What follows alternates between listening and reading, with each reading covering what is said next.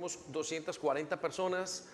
Estuvimos de sábado a sábado y parece que hubiéramos estado 3 o 4 semanas, no sé, súper intenso. Un día comenzaba a las 5 de la mañana, despertándonos a las 5:30 nos encontrábamos a orar, a las 6:30 entrábamos a desayunar, a las 7:30 ya estábamos montados en los autobuses para salir. Pasamos por Capernaum, el lugar donde Jesús caminó, nos montamos en barcas en el mar de Galilea, estuvimos en el lugar donde Jesús fue juzgado, donde oró los últimos momentos por nosotros, por estar aquí en este lugar.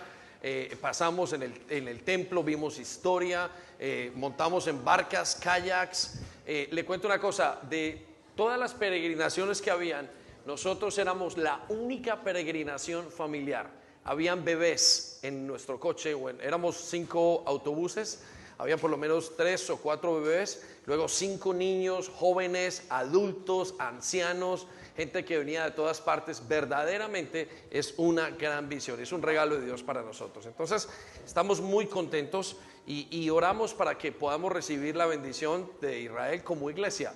Dios nos la va a dar de alguna manera porque amamos ese aspecto que Dios ama. Si usted todavía no sabe por qué vamos a Israel, yo les invito a que miren la predicación de las últimas 2 o 3 semanas en nuestra serie de por qué Israel es importante para Dios. Usted va a poder encontrar allí muchísimas razones por las cuales amamos a Israel y va a poder entender y comprender quiénes somos como iglesia.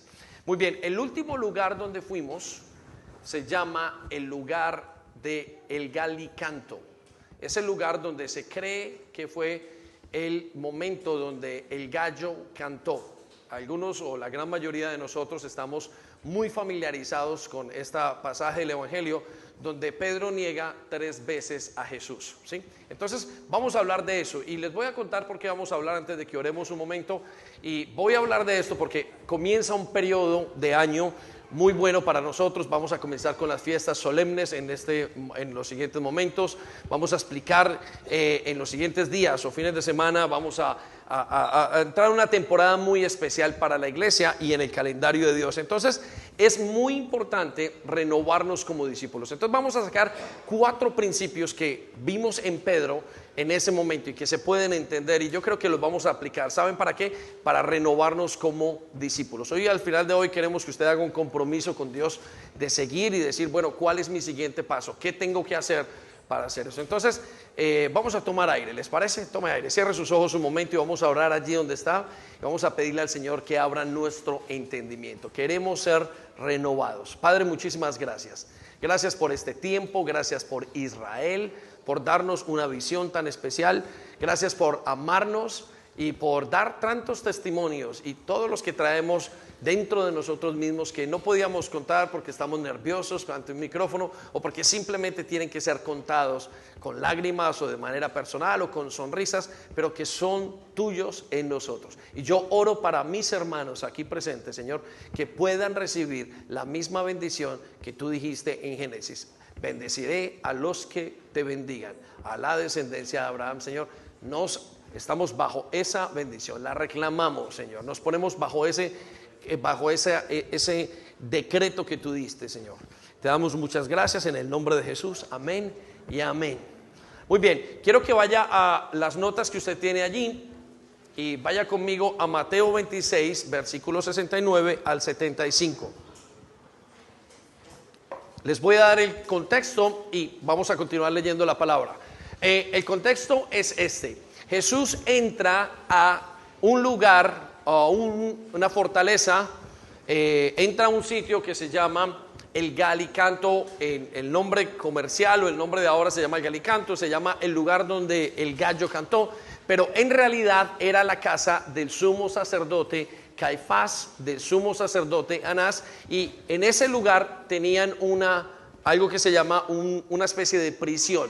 La prisión que tenían en ese lugar es un hueco dentro de una roca. Repita conmigo, hueco. Muy bien, estamos hueco dentro de una roca. Muy bien, y eso se utilizaba como una cárcel. En ese lugar, entonces, para meter a los las personas prisioneras tenían que bajarlos los guardias por una cuerda. Estamos hablando de 3 o 4 metros hacia abajo, más o menos 1,5 metros o 2 por 2. Y en ese lugar usted se puede imaginar, no había un drain, no había un sifón, nada que pudiera dejar todo lo que pasaba en ese lugar. Estamos hablando de una prisión. Bueno, la Biblia nos habla que Jesús, después de haber estado en Getsemaní, en el jardín de Getsemaní, oró, y nos cuenta la Biblia como gotas de sangre salían de su frente. A través de la decisión que iba a hacer por nosotros, es arrestado esa noche. Y cuando es arrestado, se lo llevan de pies, de manos, se lo llevan varios que tenían que ver con el Sanedrín en ese momento. Parte también vendían algunos soldados romanos, y se lo llevaron en contra de su voluntad y se lo llevaron maltratándolo. Al final él termina allí. Todos los discípulos se desaparecen. El único discípulo que sigue, bueno, hay 2 discípulos que lo siguen, es el apóstol Juan, el que habla o el escribe el Evangelio de Juan, que tenía, se cree y se hace entender que tenía grandes conexiones y pudo entrar a observar ese momento, pero el otro fue Pedro. Y Pedro entró con un hombre sin ningún tipo de conexión. Entra esa mañana, esa madrugada, esto todo está pasando de noche, y se detiene mientras que lo encuentran o le hablan o lo intentan identificar. Y lo identifican con una persona que había caminado con Jesús. Entonces, quiero dejarlos en ese contexto, y es muy importante para recordar también que antes de que esto pasara, Pedro le había prometido al Señor Jesús, le había dicho: Señor, donde tú vayas, yo voy a ir y voy a dar mi vida por ti. Me comprometo totalmente contigo. ¿Le recuerda esto algún tipo de oración que usted y yo hemos hecho? Las veces que le hemos dicho: Señor, todo, toma mis hijos, toma mi vida, todo lo que yo soy, tómalo. Y nos hemos comprometido grandemente y hemos atado nuestra vida con nuestras vidas enteras con estas palabras. Esas fueron las palabras que dijo el apóstol Pedro. Un hombre valiente. No crean que es un hombre que no es valiente, aunque eso suena a una escena de tradición, no es un hombre muy valiente. Y él tuvo entonces que renovarse a partir de este momento. Algunos conocemos este momento como una gran falla, pero no es un momento de error, es más bien un momento donde Dios utilizó a Pedro para renovarlo. A partir de esta enseñanza queremos y anhelamos que Dios renueve nuestra vida como discípulos para volver a comenzar o a continuar el trayecto que nos queda este año para hacer. Entonces quiero que vaya conmigo a Mateo 26, 69 al 75. Solamente tenemos 6 o 7 versículos. Mire lo que dice el versículo 69. Mientras tanto, Pedro estaba sentado afuera en el patio. Yo necesito que usted se imagine todo esto que estamos leyendo. Una sirvienta se acercó y le dijo: tú eres uno de los que estaba con Jesús, el Galileo. Una sirvienta de esa casa, de ese, vamos a decir así, de esa fortaleza que había allí, le dice: tú estabas con Jesús. Ahora vaya conmigo al versículo 70. Pero Pedro lo negó. Repita conmigo: lo negó frente a todos. Dice: no sé de qué hablas, le dijo. La primera negación. Vamos al versículo 71. Más tarde, cerca de la puerta, usted se puede imaginar, si esto fue a las 2 de la mañana, pasando quizás a las 3 de la mañana, más tarde, cerca de la puerta, lo vio otra sirviente, quien le dijo a los que estaban por allí: escuchen, me puedo imaginar la voz, este hombre estaba con Jesús. Recuerde que a Jesús en ese momento lo están metiendo a la cárcel, lo acaban de traer golpeado, lo acaban quizás de golpear él mismo, lo acaban de ir en contra de toda su voluntad. El juicio que tuvo Jesús fue totalmente ilegal. En 18 horas apareció ante 6 tipos de jueces en ese momento. En menos de 18 horas fue juzgado por la noche, le pusieron falsos testigos, fue llevado en contra de su voluntad. Bueno, todo fue en contra en ese momento. Entonces usted puede imaginar con esta información que Pedro está en ese lugar, y cuando le mencionan si él es amigo de Jesús, Pedro lo primero que va a decir: va a tener miedo. A mí también, ya sus amigos se han ido, todo el mundo fue como una bomba atómica en ese momento, no siguió nadie. Los mejores discípulos, los más cercanos a Jesús, fueron esparcidos, todos se fueron totalmente atemorizados, y Pedro le está subiendo el temor, pero tiene una promesa: voy a morir por ti. Versículo 72, Pedro lo negó, perdón, 71, muy bien, 72. Nuevamente Pedro lo negó, esta vez con un juramento. Resalte la palabra juramento. Con un juramento. Ni siquiera conozco a este hombre, dijo. ¿Alguna vez le ha pasado a usted que está en una situación muy difícil o que ni siquiera lo que usted dice, sino que sus propias acciones niegan a Jesús? ¿Se ha encontrado usted una situación pecando donde está con la persona incorrecta en un momento haciendo una cosa que es devastadora y usted dice, ¿qué clase de cristiano soy? Muchas veces ni siquiera negamos a Jesús con nuestros labios, son nuestras acciones las que niegan a Jesús. Y en este caso la primera vez decimos, en el primer momento decimos, no sigo a Jesús, la verdad es que no soy creyente. Y si nos viera el mundo entero diríamos otra cosa. Pero hay ocasiones donde hacemos hasta un juramento. No, yo ni siquiera, se lo prometo, no soy creyente. Pequemos en paz. ¿Ha pensado usted en eso? Bueno, yo he estado ahí bastantes veces. Versículo 73. Un poco más tarde, algunos de los otros que estaban allí se acercaron a Pedro y dijeron, seguro que tú eres uno de ellos. Nos damos cuenta por el acento galileo que tienes. Cuando las personas caminan con Jesús se parecen mucho a Jesús. Versículo 74, viene la clave. Pedro juró, aquí viene, que me caiga una maldición si les miento. ¿Alguna vez ha estado usted en un momento donde usted, a pesar de que sabe que tiene que detenerse, aquella persona que lucha con la pornografía, tiene que detenerse en un punto y no importa, dijo, aunque por el placer que tenga, aunque mi familia se disuelva, no hay nada que me detenga en este momento? El hombre que tiene que consumir, el hombre que tiene que consumir alcohol, la persona que tiene que mentir, cualquiera, la persona que tiene una relación fuera de lo que Dios ha dicho, cualquier situación, y la persona dice, aunque me caiga una maldición, aunque me caiga una maldición. Dice la Biblia en el versículo 74, no conozco al hombre. Mire, ¿cómo somos? Nosotros continuamente decimos, no conozco a Jesús. Y saben, perdemos toda la fortaleza. Parece que lo negáramos totalmente. Aquí está Pedro en este contexto. Y Pedro está a punto de cometer o de darse cuenta de quizás uno de los errores más graves. Aparte de este con Jesús está el de Judas, y vamos a hablar con él en unos momentos, pero este es mucho más grande que el de Judas. ¿Por qué? Porque Pedro lo había aceptado, Judas creo que no. Vamos al versículo, en ese mismo versículo, en la última parte dice, inmediatamente el gallo cantó. ¿Saben? A veces los gallos cantan para despertarnos. En la mañana, ¿qué? En la tarde, en un lugar para decir que es campo. El sonido del gallo, el canto del gallo estaba puesto allí para despertar a Pedro de una situación muy difícil en su vida. Necesitaba renovarse. Necesitaba renovación. Pregunto, ¿cómo está tu relación hoy? ¿En qué necesitas renovarte? ¿En qué has fallado? ¿Qué ha pasado en este verano? ¿Qué ha pasado en este tiempo? ¿Por qué has perdido las fuerzas? Es tiempo de renovarse, dice el Señor. Es tiempo de escuchar la voz del gallo, el canto del gallo, y levantarse y tomar decisiones. Y eso solamente puede pasar con la renovación. Les voy a contar el versículo más triste, versículo 75, y es un versículo que nos ha impactado a todos. Yo quiero que usted lo lea conmigo. No voltee su mirada a donde no debe. Dios lo quiere renovar. Versículo 75. De repente. Más fuerte todos. De repente. Las palabras de Jesús pasaron rápidamente por la mente de Pedro.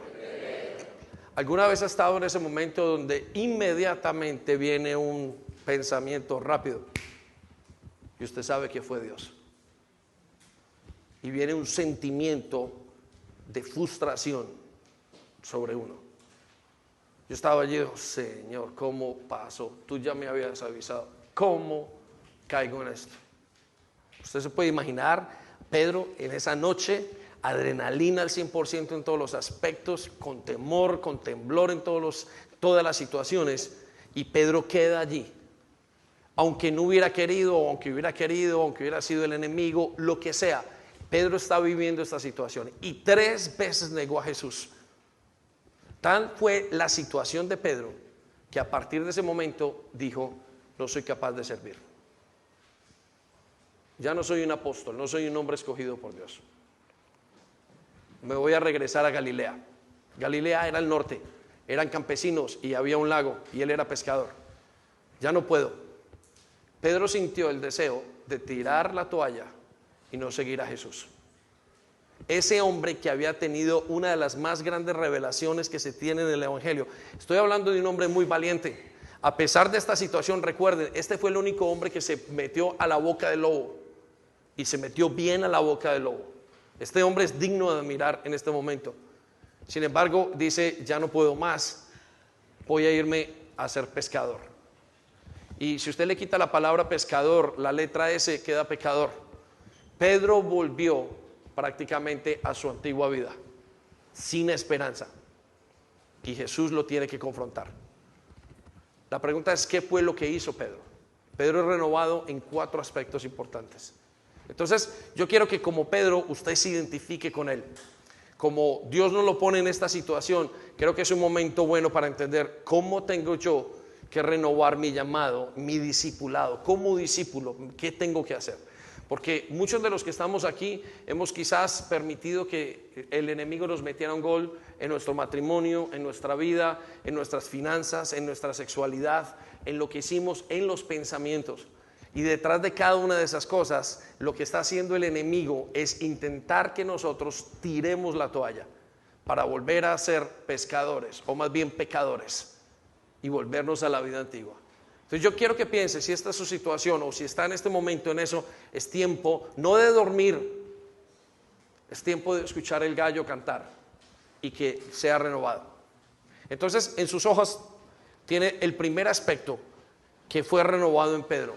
Vaya conmigo. Lo primero que tengo que hacer es aceptar. Lo primero que Pedro tuvo que hacer es aceptar que iba a fallar. Repita conmigo: tengo que aceptar. Más fuerte: tengo que aceptar que voy a fallar. Mire, es súper importante. Fallar en la vida cristiana no es una probabilidad, es una realidad. Fallar en la vida cristiana es una condición, es parte del paquete del Evangelio. Cualquier persona que sigue a Jesús tiene que saber que va a fallar. Y si usted no sabe que va a fallar, si usted no espera que usted vaya a fallar, quiero decirle que ese va a ser su primer error y su primera caída. De las cosas más difíciles que encontramos en el Evangelio, pasando el tiempo, es cuando fallamos como hijos de Dios. Señor, ¿por qué lo hice? Entonces tú no me llamaste. ¿Quién soy yo? No soy tan fiel. Y comienza algo que se llama el dedo acusador, y comienza una condenación que nos detiene totalmente. Quiero que sepan una cosa, iglesia: si usted quiere caminar y quiere ser renovado, necesita aceptar que va a fallar, y esa falla es en usted y que los demás van a fallar también. Cuando pasan tiempo en la vida cristiana, nosotros dejamos de ver que nosotros fallamos y comenzamos a sentir y a experimentar: no puedo fallar, y a crear una coraza que se llama religiosidad. Y esa religiosidad hace que nosotros, no detiene que fallemos, lo que detiene es que nosotros mostremos que hemos fallado. Y eso es lo que nos lleva al fariseísmo y a la vida religiosa. Juliana lo mencionó la semana pasada. Hay una diferencia entre el orgulloso y el vergonzoso. Una persona que ha hecho y que ha fallado en alguna situación. La diferencia es que el vergonzoso dice: he fallado y necesito ayuda. El orgulloso falla y no cree o no quiere pedir ayuda. En la vida cristiana se necesita ser renovados en las fallas. Necesitamos aceptar que hemos fallado. Si usted no aprende a perdonarse, quiero decirle, no es digno de caminar con Jesús. Si usted no aprende a ver que las personas que hay a su alrededor van a fallar, tampoco es digno de caminar con Jesús. ¿Por qué no es digno? Porque el Evangelio está diseñado para que usted sea limpiado de sus fallas, para que usted camine, para que a pesar de que se cae, usted vuelva a levantarse. Pero si usted permite el orgullo, entonces va a dañar su vida cristiana. Por eso Pedro se sintió tan mal que lloró amargamente, y a pesar de todas las cosas que hizo, de todo lo que había hecho del camino, se le olvidó todo lo que Dios había hecho con él y se centró en la falla. Y esa falla lo que hizo fue detener el crecimiento de Pedro y sacarlo del evangelio, hasta que Jesús tuvo que confrontarlo, hasta que Jesús tuvo que buscarlo en el lugar donde estaba pescando o pecando. Entonces quiero que piensen esto, si eso es lo que está pasando en usted, si en este momento usted está trabajando con una falla del pasado, con un error, su matrimonio, su vida, sus finanzas, algo que haya pasado. Si usted, una de las pruebas de que una persona no sabe aceptar sus fallas es que tiene el dedo acusador en las manos. El único que acusa en la Biblia es Satanás. Y a veces tenemos una persona que no se ha perdonado a sí misma, casi siempre tiene que ver con una persona que siempre está apuntando el dedo, condenando a los demás en el hogar, el esposo que condena a la esposa que condena al esposo, los hijos, en la iglesia, todo. Tiene que ver con una persona que no sabe aceptar que va a fallar, porque usted no es capaz de ponerse en los zapatos de las demás personas. Y como no es capaz de ponerse en los zapatos de las demás personas, el dedo acusador de Satanás siempre está apuntando a las personas que hay al lado. Y todo esto termina cuando usted acepta que es una persona que tiene fallas. Mire, yo le he preguntado a muchos líderes, ¿cuál es el temor más grande que tienen? ¿Y saben cuál es? Fallarle a Jesús. ¿Por qué no te comprometes? Porque no quiero fallar. Porque mi pecado es muy grande. Porque no han aceptado sus faltas. En el momento que comienza la sanidad, el momento en el que comienza la sanidad es en el momento que usted acepta sus debilidades. La Biblia está diseñada, la vida cristiana está diseñada para ayudar al que falla, para ayudar al que comete errores. De eso se trata. Quiero llevarlo a sus anotaciones allí y vaya conmigo a 1 de Juan capítulo 3 versículo 2.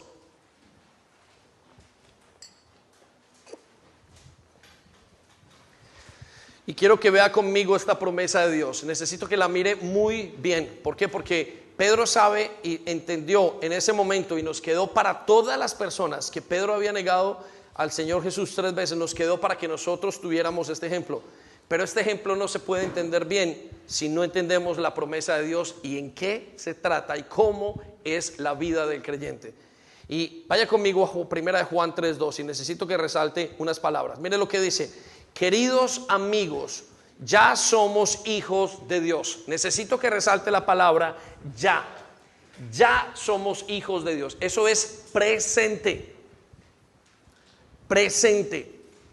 Ya, en este momento, aquel que haya recibido ya a Jesús ya es hijo de Dios.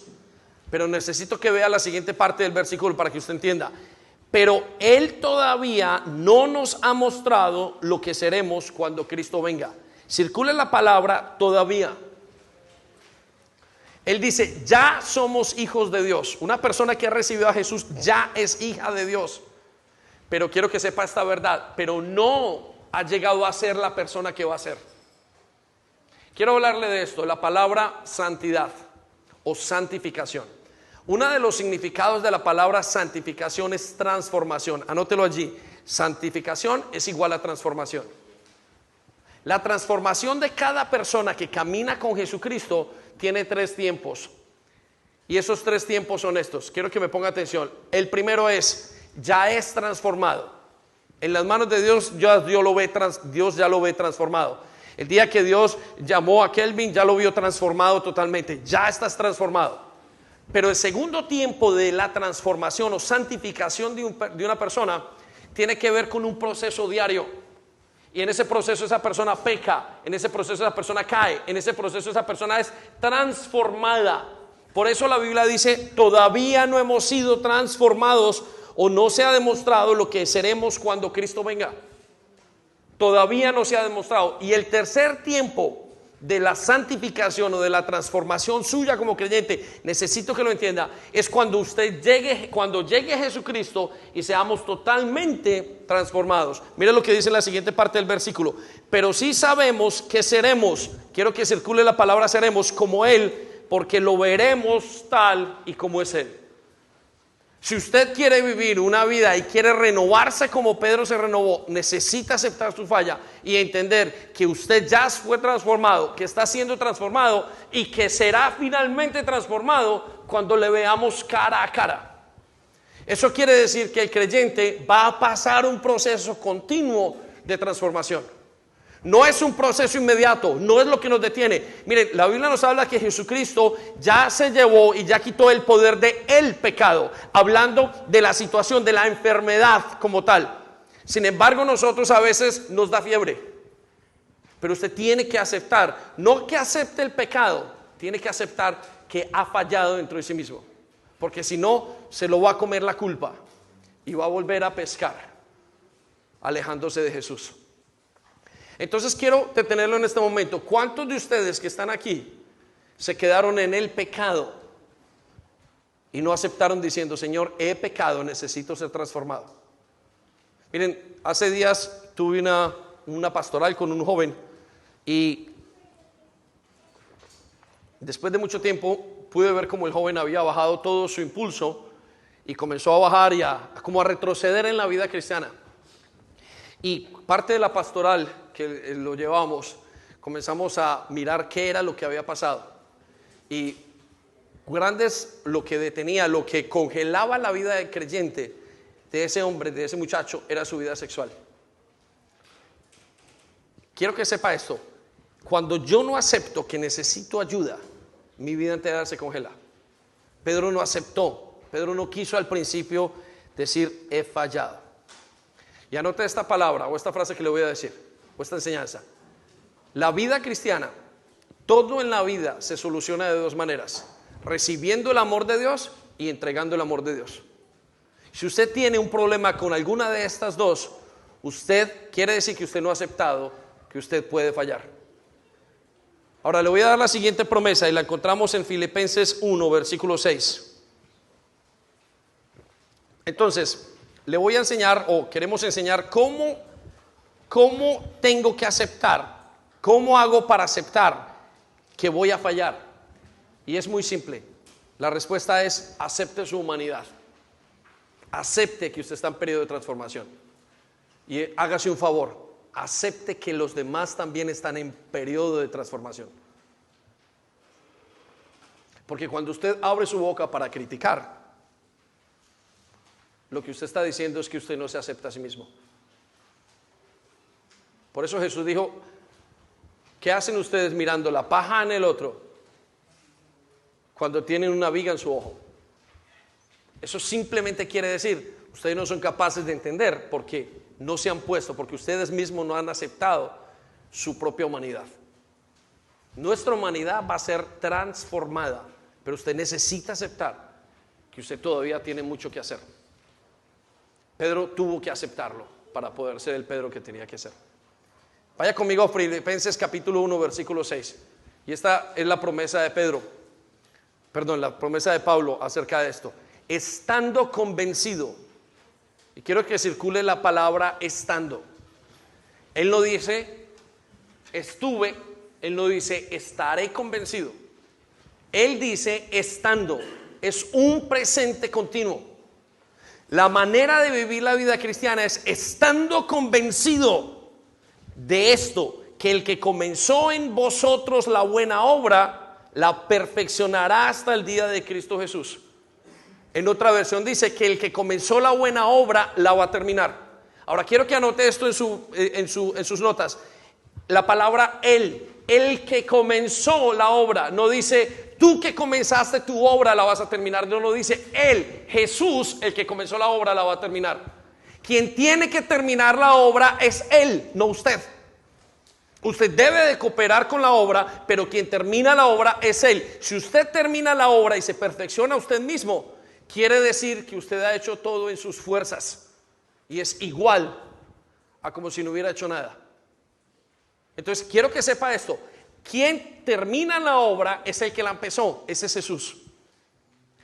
Pedro comenzó a entender después de que tuvo el encuentro con Jesús y Jesús tuvo que buscarlo en Galilea, después de que entendió la resurrección. Pedro se encuentra con Jesús en ese momento y Pedro es renovado en su discipulado, en su forma de ser un discípulo. porque porque entendió que Jesús terminaría la obra que comenzó en él. A partir de ese momento, Pedro creció espiritualmente. A partir de ese momento hubo un breakthrough en la vida de Pedro y Pedro se volvió transformador. Entonces no soy yo, es él. Quiero que entienda esto, es Jesús quien tiene que terminar la obra, pero usted tiene que aceptar que ha fallado. Usted tiene que aceptar que necesita ayuda. Entonces quiero que piense en eso y cierre sus ojos un momento. Quiero llevarlo en este primer punto acerca de cómo renovar su vida de discipulado. Y quiero que se pregunte qué tiene que aceptar. ¿Qué fallas tiene que aceptar en su vida? Quiero que se pregunte en este momento cuáles son las fallas. Quizás son las fallas de otro, de su papá, de su mamá, de un esposo, de una tradición. ¿Qué tiene que aceptar en este momento? Deje que el Espíritu Santo lo hable. Cierre sus ojos, no se preocupe por mí. Un momento para que reflexione. ¿Qué tiene que aceptar en su vida en este momento para poder tener y renovarse como discípulo? Porque ciertamente su pasado, el pasado de muchos, está definiendo su presente. Espíritu Santo, yo te pido que nos hables en este momento. Invita a mis hermanos, Señor, a que puedan ver qué tienen, dónde no están aceptando, dónde no se han perdonado, dónde no han recibido el perdón. Y habla a cada uno conforme lo que necesita, en el nombre de Jesús. Muy bien, entonces el primer paso de Pedro fue aceptar que había fallado. Él se devolvió y dijo en el mar de Galilea: Señor, te he fallado, no te sirvo ya, en tus manos soy un inútil, soy nada en tus manos, por favor restáurame. Usted no tiene que llegar hasta ese punto si usted comienza a aceptar que ha fallado en el momento donde es. Miren, no permitan que su pecado se quede con ustedes. Es una ilusión. A veces sentimos y decimos: mire, yo no digo nada porque si digo mi vergüenza, que luego se convierte en orgullo. Lo voy a llevar al segundo punto el segundo paso que Pedro hizo. El segundo paso que entendemos de Pedro es que tengo que poner en práctica lo que creo. Tengo que poner en práctica lo que creo. ¿Sí? Repita conmigo, tengo que poner, más fuerte, tengo que poner en práctica lo que creo. Ahora, regálame su atención. Pedro entró a esa casa, al lugar del Galicanto, como le llamamos ahora, a la casa de Caifás, a la fortaleza del Sanedrín, haciendo algo que él no creía. Él entró prometiéndole a Jesús: voy a morir por ti, voy a morir por ti mañana, te lo prometo, ahora en adelante lo dejo todo. Y cometió un gran error. Pedro no creía que podía hacerlo. Pedro se emocionó. La Biblia dice acerca de esto que nosotros no debemos de vivir por lo que vemos, por lo que sentimos, sino por convicciones. Y Proverbios nos dice: cuídense de hacer votos al Señor que no van a cumplir. Lo que usted, en pocas palabras le quiero decir es esto: lo que usted no practica, no lo cree. Lo vuelvo a repetir: lo que usted no practica en la vida cristiana, usted no lo cree. Hace algunos meses comencé a hacer un análisis acerca de esto en mi vida. Y dije: voy a mirar y voy a entender esto. Lo que no practico no lo creo. Y yo pensé que era un hombre de una fe mucho mayor de lo que tenía en ese momento. Y comencé a analizar las cosas que practico. Cómo es mi vida, cómo es mi generosidad, cómo es mi tiempo de oración, cómo es todo. Y ¿saben qué? Llegué a la conclusión: que no tengo tanta fe como creo. Quiero decirle una cosa: la fe no es lo que usted tiene en su mente. La fe, en pocas palabras, es lo que usted practica. Yo le pido que usted haga un examen en este momento, pero que hoy en su casa o esta semana deje que Dios le hable a su corazón y anótelo. Saquen un lápiz y diga: ¿qué es lo que yo practico? Y eso que usted practica es lo que cree. Si usted no lo practica y lo tiene en su mente, usted no lo cree. Usted dice: yo creo en la oración, y no ora, usted no cree en la oración. Si usted cree y si usted dice: creo en el perdón, y no perdona, usted no cree en el perdón. Si usted dice: yo creo en la generosidad, y no da, usted no cree en la generosidad. Si usted dice: yo creo en servir a Dios, y no está sirviendo, no cree en el servicio. No se mienta. No nos podemos mentir, porque todo lo que dice la palabra de Dios se lleva a práctica. Y sin la práctica es como si no se hubiera. Usted puede tenerla en su mente, pero muéstreme su práctica. Santiago lo dice, muéstreme su fe por sus obras. Si usted no lo practica, no lo cree. Y usted puede pensar que porque viene a la iglesia al día de hoy, usted tiene una fe increíble, porque ha escuchado muchas palabras, porque pone YouTube y comienza a escuchar palabras y predicaciones y tiene un conocimiento y saca sus propias conclusiones, muchas veces erradas. Usted cree. Pero quiero darle una noticia. Usted solamente cree lo que practica. Haga un examen. ¿Cree en que Dios es el rey de su vida? Muestre cómo se sujeta a la autoridad. Si no, usted no cree. ¿Cree en que Dios es el Dios de sus hijos? Muestre cómo usted implementa la palabra de Dios en sus hijos. ¿Cree que usted, Dios, está en su matrimonio? Muestre cómo refleja usted la palabra de Dios en ese matrimonio. Quiero llevarlo a Santiago capítulo 1 versículo 23.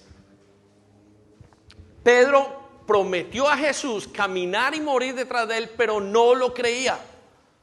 Por eso fue que su fe le falló. Ahora quiero que sepa esto. Vamos a Santiago 1:23 y mire lo que dice. Obedezcan el mensaje de Dios. Quiero que circule la palabra obedezcan.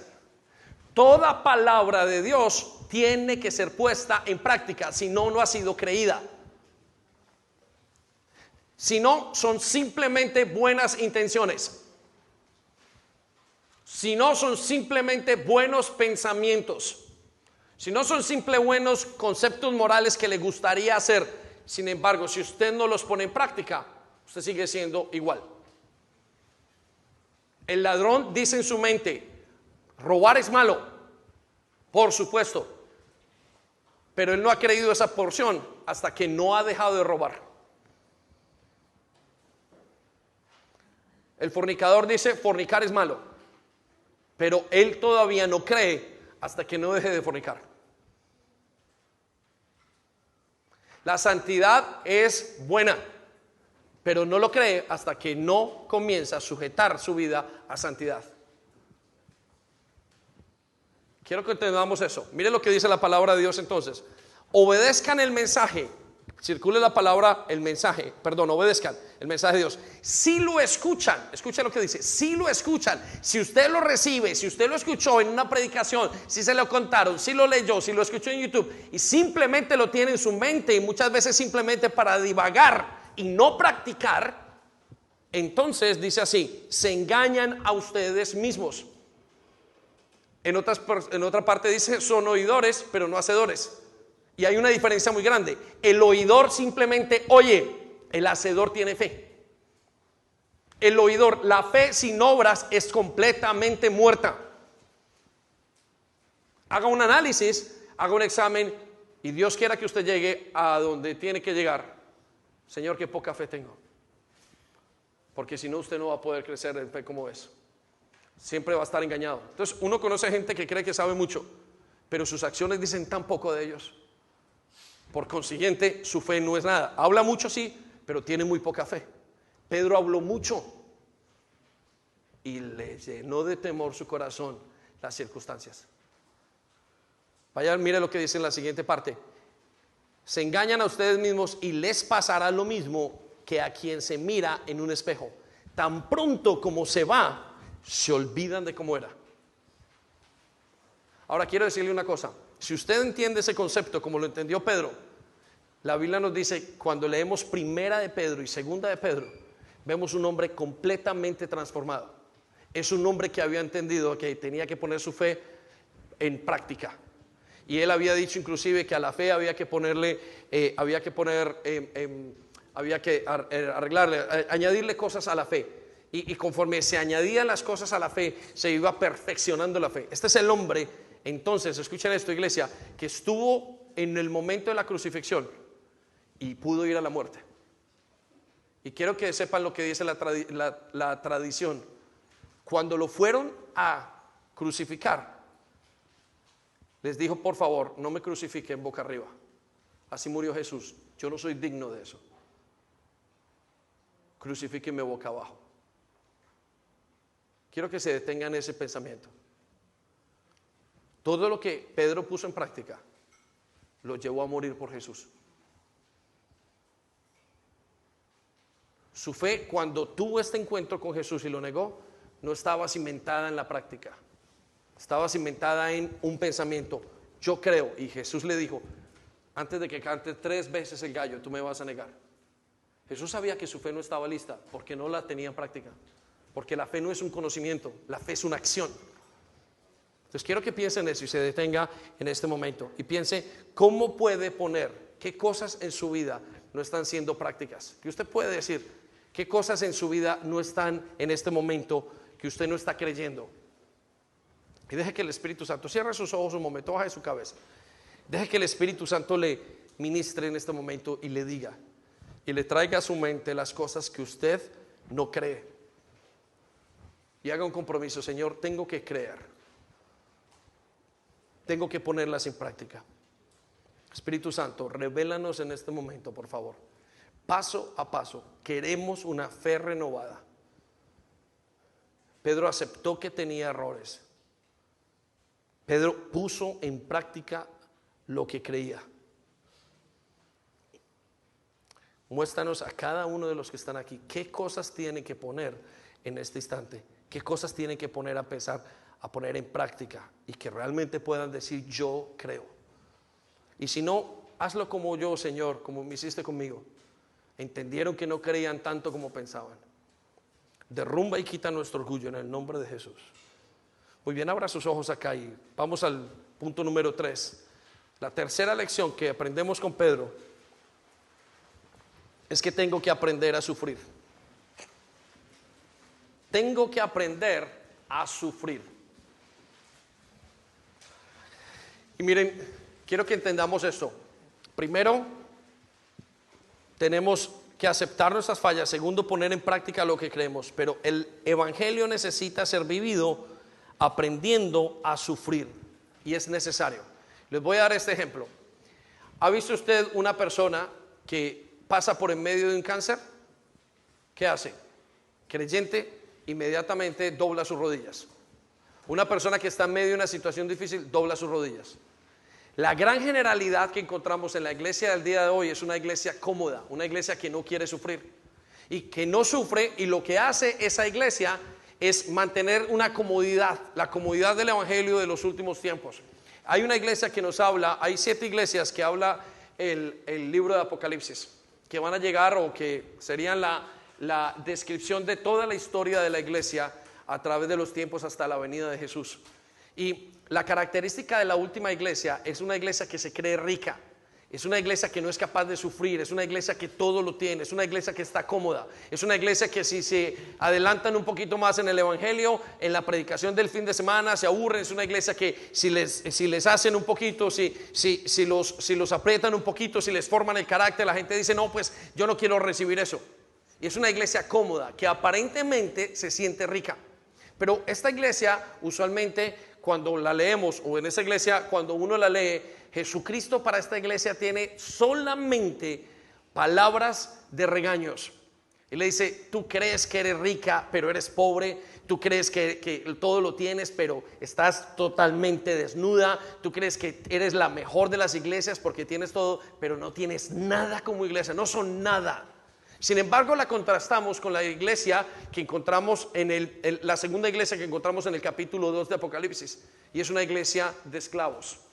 Y en esa iglesia de esclavos dice la Biblia que eran hombres que simplemente sabían sufrir, y la visión de ellos decían: somos pobres. Pero Jesús, las palabras de admiración que les daba, les decía: ustedes no son pobres, ustedes realmente son ricos. Y cuando les dice las palabras: ustedes no son pobres, realmente son ricos, van acompañada de: porque has sufrido. Y no temas porque vas a sufrir. Y no temas porque vas a hacer esto. ¿Saben por qué la iglesia en esta etapa es una de las iglesias más rebeldes que encontramos en toda la historia de la iglesia? Porque es una iglesia cómoda. Es una iglesia que no quiere sufrir. Y la Biblia demanda en todos los aspectos del evangelio que tiene que tener un sufrimiento, tiene que pagar un precio. Mire, lo habla desde la unción, desde la santa unción. Hablaba de canela y mirra. Y cuando habla de la mirra dice que se tenía que colocar 2 porciones y una sola porción de canela. Canela es dulce, la mirra era amarga. Todo tiene que ver con cómo vivimos nosotros el evangelio. Quiero que sepa una cosa, iglesia. Si usted no está dispuesto a aprender a sufrir como Pedro aprendió a sufrir o como tiene que ser, el evangelio no es para usted. El evangelio no tiene comodidad. El evangelio tiene incomodidad. ¿Por qué no tiene comodidad? Porque el evangelio no se puede adaptar al placer de este mundo. Por consiguiente, si el evangelio se adapta al placer de este mundo, se acaba todo el componente. Y lo que hace que uno no se adapte es el sufrimiento. Ese sufrimiento, Señor, no quiero esto en mi vida. Por eso usted sufre contra su pecado, usted sufre contra su naturaleza, usted sufre viendo lo que está pasando, sufre. Y la manera de sufrir no tiene que ser por un cáncer. ¿Por qué muchos esperan y padres esperan a sufrir cuando están en un divorcio? ¿Por qué otros esperan que sufrir cuando ven a sus hijos en el homosexualismo, en las drogas, cuando lo han perdido, cuando se han enfermado, cuando les dan un cáncer? Ahí en ese momento de la aflicción, cuando viene y hay pobreza y hay una cantidad de cosas, caen de rodillas. Señor, perdóname, perdóname, perdóname, perdóname.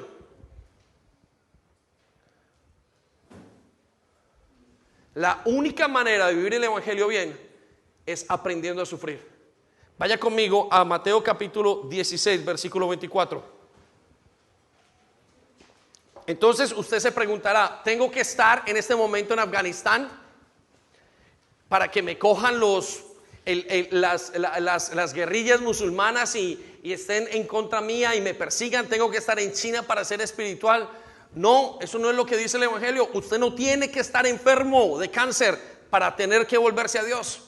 ¿Por qué la gran mayoría de gente cree que tiene que estar en una situación muy mal para volverse a Dios? Porque no conocen la palabra de Dios. Pero mire lo que dice Mateo 16, 24, y quiero que circule estas palabras. Luego le dijo Jesús a sus discípulos: si alguien quiere ser mi discípulo, por favor circule la palabra mi discípulo. Si alguien quiere ser, si usted quiere caminar con Jesús y ser el discípulo de Jesús, aquí viene el punto: tiene que negarse a sí mismo. Tiene que negarse a sí mismo. Tiene que haber negación. Usted no puede ser discípulo de Jesús si solo quiere placer. Tiene que haber negación.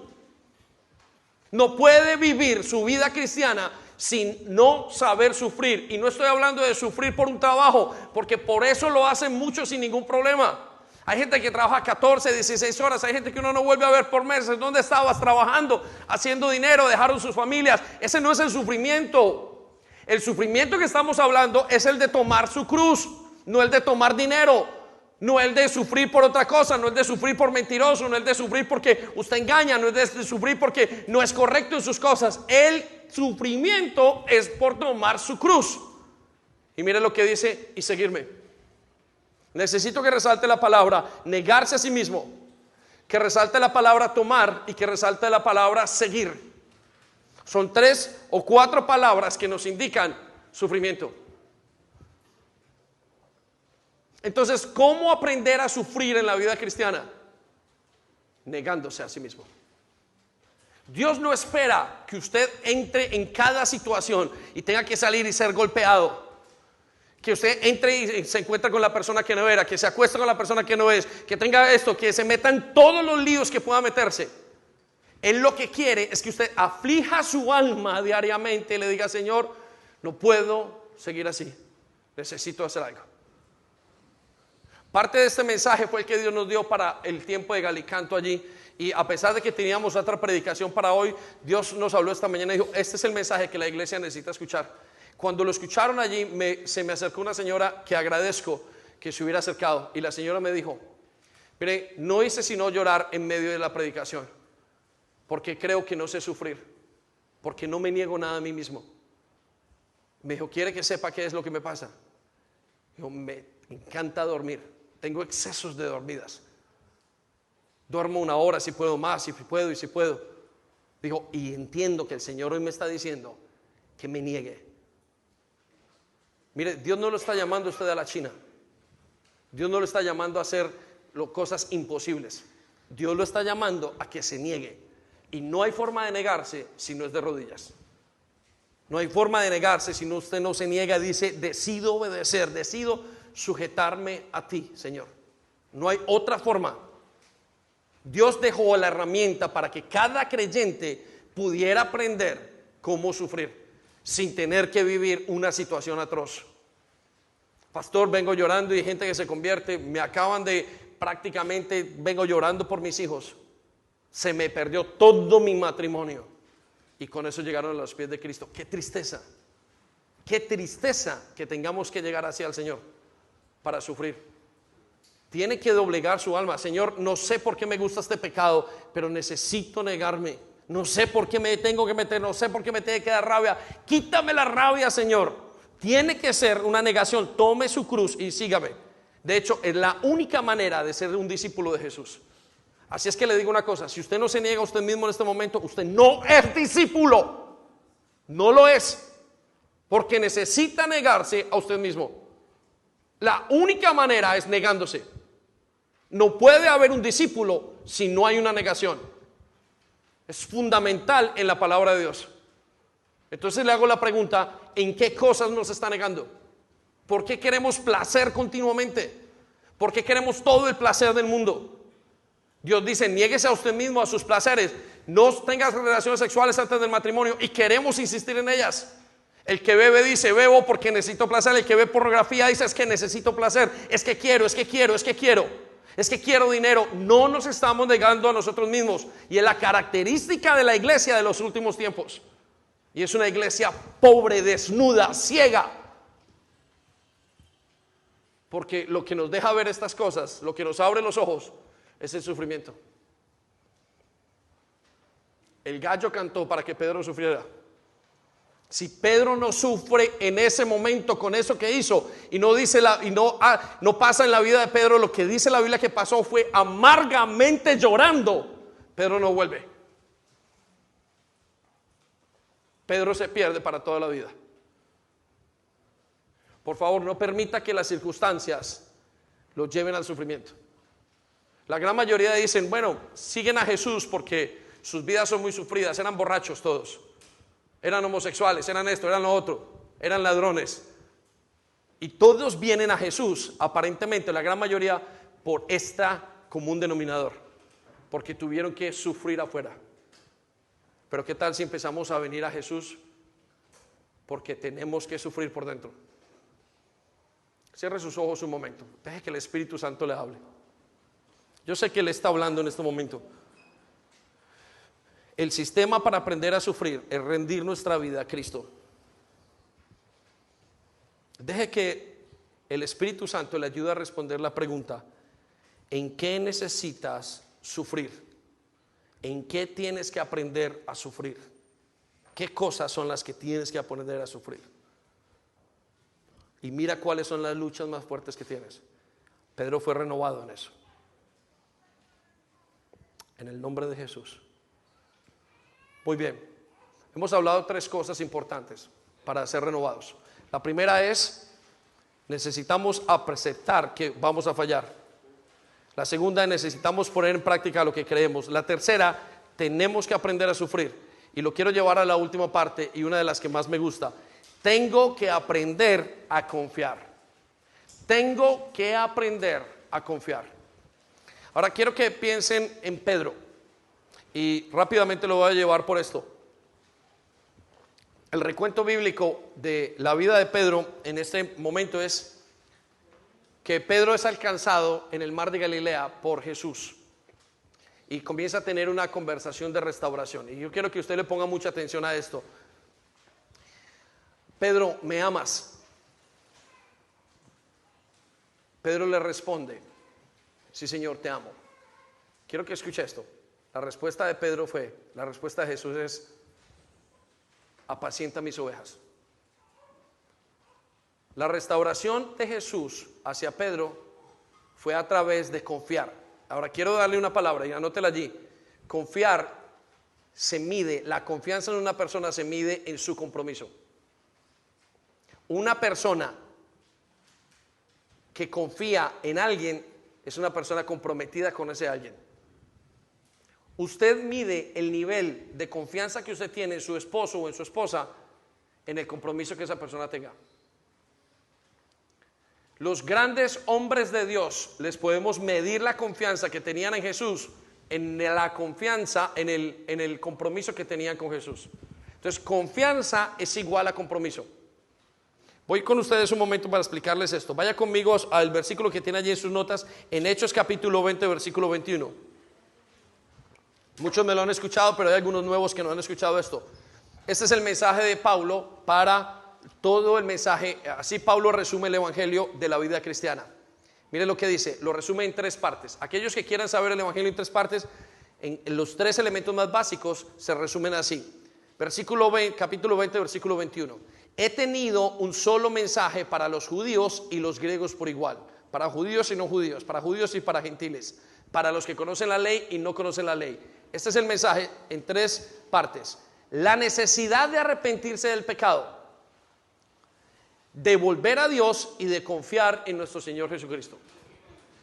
La vida cristiana se resume en 3 cosas. 1, dejar de pecar, arrepentirse por dejar de pecar, buscar a Dios, y la siguiente es confiar en Jesús. Cuando una persona viene y dice: Señor, no sé qué he hecho, por qué peco, no quiero pecar, quítame el pecado por favor, y comienza una lucha interna por el pecado, está haciendo esa parte donde dice: perdóname, Señor. Eso se llama arrepentimiento de pecados. Luego busca a Dios: Señor, ¿qué tengo que hacer para seguirte? No quiero volver a mi vida antigua. Eso significa volverse a Dios, buscar a Dios. Pero el tercer punto que dice Pablo, y en el que vemos a través del evangelio, es: quiero confiar en Jesús. ¿Cómo se mide ese confiar en Jesús? En su compromiso. Usted dice: ¿cómo fue? ¿Cómo sé que Abraham confió en Dios? Porque se comprometió a hacer la palabra de Dios. Le dijo: sal de tu tierra y de tu parentela, y Abraham salió. ¿Cómo sabemos que confió en él? Porque se comprometió. ¿Cómo sabemos que Moisés estaba comprometido y que confiaba en Dios? Porque se comprometió a sacar el pueblo de Dios de ese lugar. ¿Cómo sabemos que Pablo estaba comprometido? Porque se comprometió a enseñar la palabra, o que confiaba en Dios. Porque todo lo invirtió en el compromiso de dar la palabra a Dios. Pedro, ¿qué le faltó? Compromiso con Dios. ¿Por qué lo dejó? Porque no tenía compromiso en ese momento. No tenía un compromiso fundamental. Las personas que no se comprometieron con Jesús le gritaban: Hosana, Hosana, Hosana. El día de mañana le gritaban: crucifícalo, crucifícalo, crucifícalo. ¿Qué les faltaba? Lealtad. Les faltaba compromiso. En pocas palabras, simplemente les decía: no confiamos en ti. Quiero que sepa esto. Alabanza, si me acompañan. Pedro estaba en un momento de su vida. En ese momento Pedro tenía que confiar en un Jesús que estaba en prisión. Lo estaban azotando. Estaba en una prisión donde había todos los excrementos que el hombre tiene. ¿Cuántas personas habían en ese lugar? O habían estado. La persona que Pedro, el error de Pedro para confiar en Jesús, es que el hombre que estaba allá era el Mesías. Era el esperado por Dios. Y Pedro se confundió y no fue capaz de comprometerse con él para morir con él. Esa es la historia de la iglesia al día de hoy, de nuestra iglesia, de nuestros días, de nuestro evangelio al día de hoy. La historia es la falta de compromiso de sus miembros, la falta de compromiso con la palabra de Dios, la falta de compromiso con la vida con Jesús. Ya muy pocos son los que son capaces de dar la vida por Jesús. Somos muy pocos, o quizás ni siquiera seamos capaces. Todo tiene que ver con una falta de compromiso. Confianza es igual a compromiso. Confianza es igual a compromiso. Pedro tuvo que aprender a comprometerse. Si no hay compromiso en su vida, no hay confianza. No se case con una persona que no esté comprometida con el matrimonio. No emplee a una persona que no está comprometida con su trabajo. No disipule a una persona que no está comprometida, que no quiere comprometerse. Perderá su tiempo.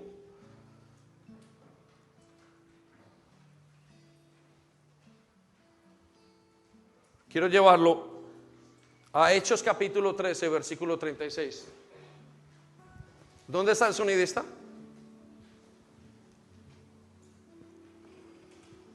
Quiero llevarlo a Hechos 13, versículo 36. La historia de David. Ciertamente, dice la Biblia de David, después de servir a su propia generación conforme al propósito de Dios, murió. La Biblia nos dice que la característica del compromiso de David, de la confianza que David tenía con Dios, en los Salmos nos dice: dijo el Señor a mi Señor. La revelación que tenía era su compromiso. Y mire lo que dice: su compromiso con Dios, murió y fue sepultado con sus antepasados. Se pasó sirviendo a toda su generación. ¿Cómo sabemos que David era un hombre comprometido? Porque entregó, que confiaba en Dios, porque tuvo un compromiso hasta la muerte. Toda su vida se pasó sirviendo a los que estaban alrededor. Entonces le hago una pregunta: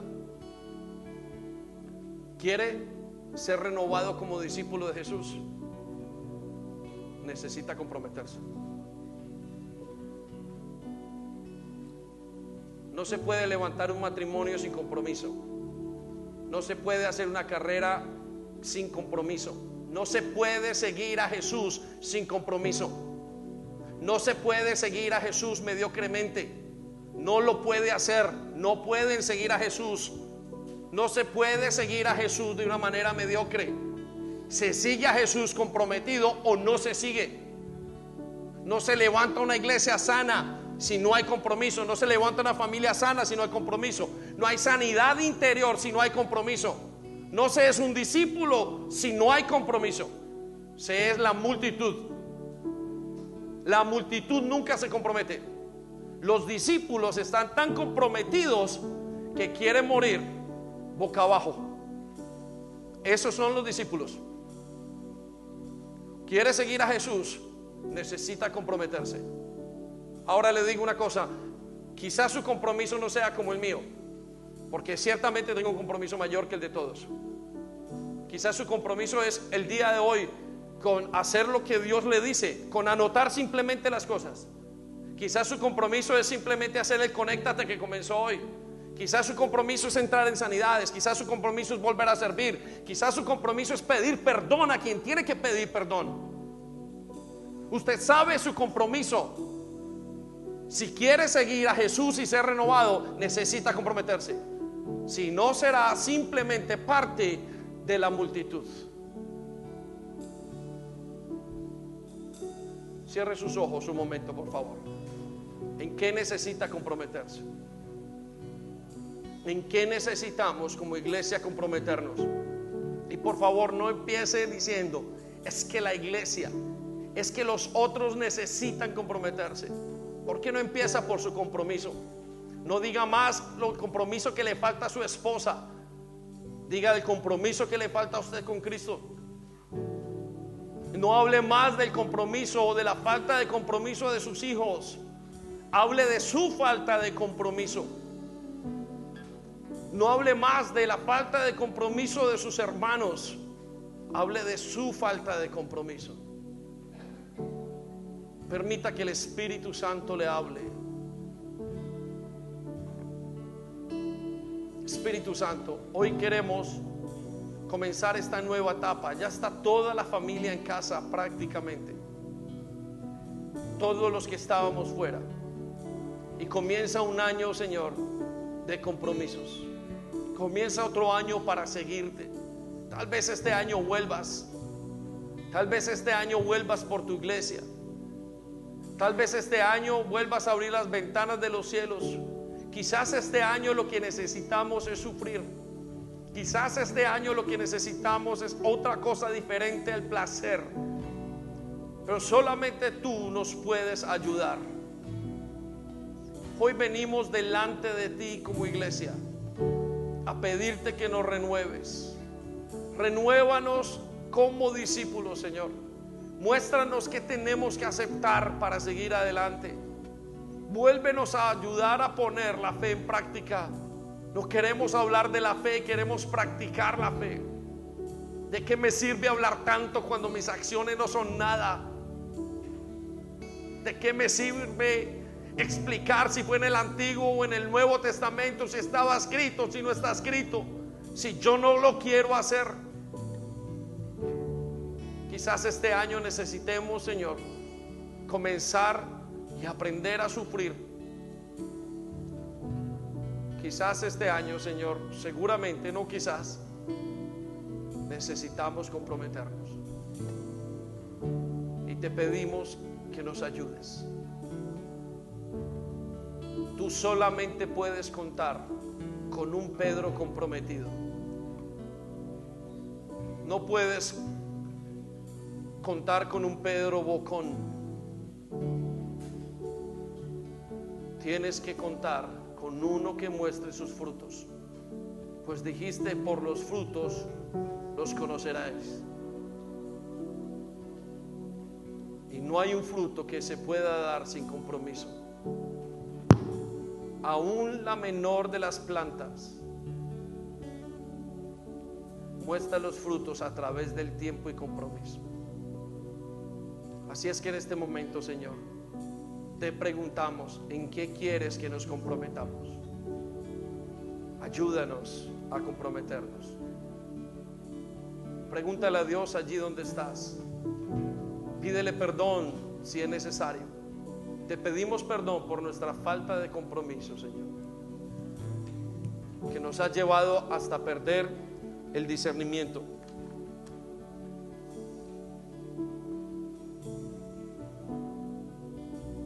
En el nombre de Jesús, Señor, queremos renovarnos como discípulos.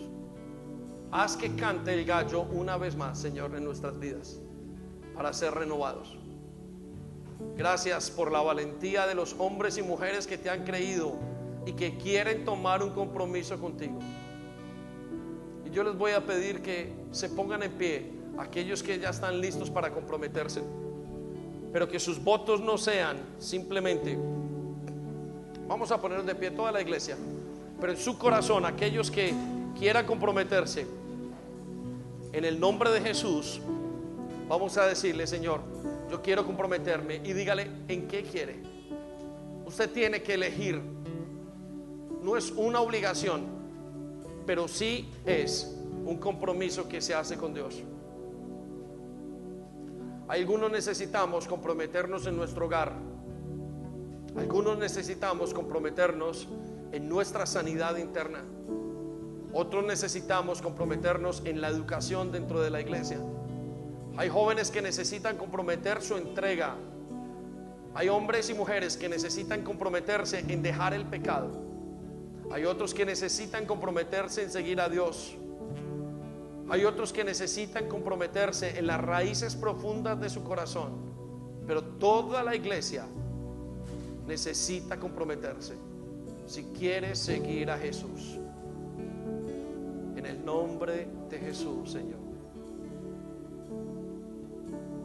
Padre, muchas gracias. Acá está esta iglesia, esta congregación. Todos decimos: Maranata, Maranata. Ven pronto, Señor. Ven pronto. Necesitamos escuchar tu voz. Ven para que encuentres una iglesia que esté lista, dispuesta, ataviada para ti. Una iglesia que quiera ver a su Salvador. Una iglesia que sabe que tiene fallas y que acepta las fallas de los demás a través de la gracia y el perdón de Dios. Una iglesia que pone en práctica la fe. Una iglesia que sabe sufrir. Una iglesia que es comprometida contigo. Ven, Señor. Tu iglesia dice Maranata, Maranata. Maranata quiere decir: Jesús, ven, ven pronto. Ven a tu casa, vuelve a tu casa y encuéntranos, Señor, como una iglesia sana. Ponnos vestiduras esta mañana en el nombre de Jesús.